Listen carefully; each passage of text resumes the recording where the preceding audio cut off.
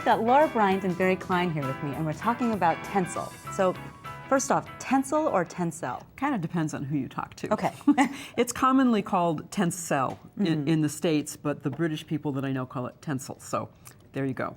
So what is it exactly? Well, Tencel, like rayon, it's actually a subcategory of rayon, is a cellulose-based processed fiber. So it's a plant fiber. It is a plant fiber, and it really falls into the category of natural fibers. It's dyed with the same dyes that cotton is dyed with. It behaves in much the same way. But it's a refinement on rayon. It's notably different than rayon in a couple of different ways. One of which is its less stretchability. Rayon is notorious for stretching. It just gets really out of shape and it doesn't hold its shape. And Tencel does not do that. Okay. And it's wood. And the wood is chipped into little squares, and then it's pulped, just like you would pulp for paper. And then it's put into a chemical slurry that makes a mash, if you will. And it's then extruded through a spinneret, which is kind of like a shower head. So it's like making pasta. It's like making pasta, only on an infinitely small kind of scale. What's interesting about Tencel is that I don't know the particular type of wood, that doesn't seem to be readily available, but it is done in a very ecologically sensitive way in that 98% of the chemicals used for a batch are recaptured and used for the next batch. Oh, that's so it's great. called a closed loop system. So it's really, it's constantly recycling as it's made. Oh. It has incredible dye retention, which These also colors are makes glorious. which also makes it ecologically sound because you don't have a lot of waste because it's just an absolute sponge for the dye. So there's less runoff. Yeah.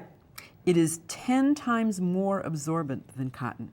Really? Which makes it incredibly comfortable to wear. Very, you're wearing it and I'm wearing sweater it. feels It's great. very cool hand, it's very silky, feels even more like silk than regular rayon does.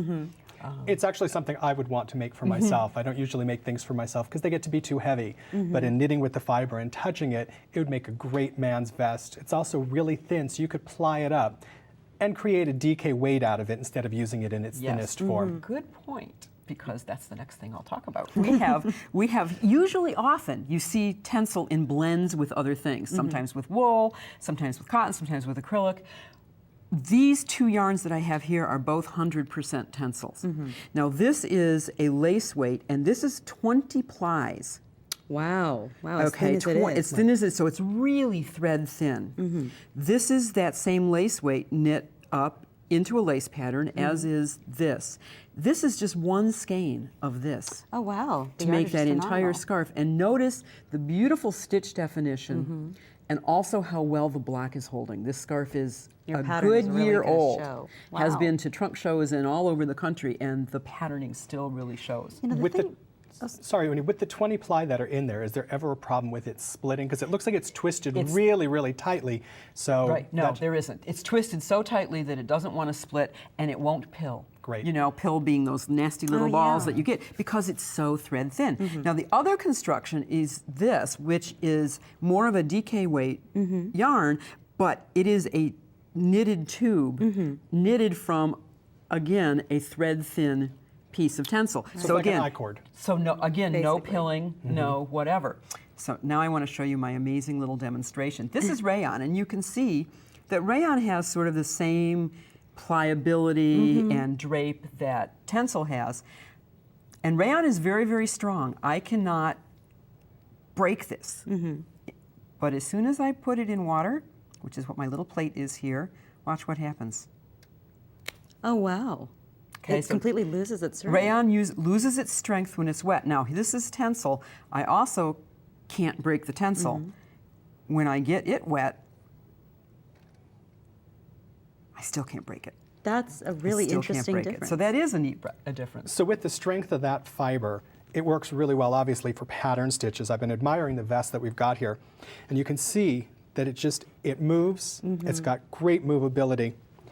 And great slush at the bottom. It moves, it opens up. Beautiful eyelet, and it's holding its rib really, really well. Yes. Have you tried any stitches that don't work? Are some better than the other? You know, I actually haven't. Okay.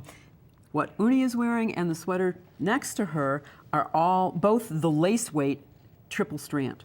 the drape and movement on that is absolutely beautiful. Well, and talking about the dye retention, I love the way that you've used the triple stranding to switch colors. Is that what's happening The here? same thing that's happening in your sweater, where yes, you start with 3 strands of one color, you switch out, so 3A, then 2A, 1B, 2B, 1A, finish with 3B, and this one, instead of being just 2 colors, is 7 different colors. So Oh, wow. essentially, you're becoming the master of your own long color, self-striping colors. That's fabulous. I mean, I think the thing that's appealing to me most about this yarn is there's that sort of very subtle matte sheen to it. Yes.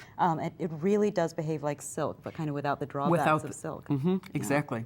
Or the expense. It's not a costly fiber. Oh, well, this is all really amazing information, you guys.